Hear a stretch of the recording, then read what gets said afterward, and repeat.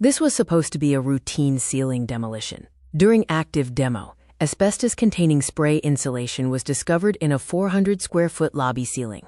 Once asbestos is disturbed, it's no longer a renovation issue, it's an emergency. Our team was brought in to immediately contain the area, prevent further exposure, and stabilize the site. This is why inspections don't slow projects. They prevent emergencies.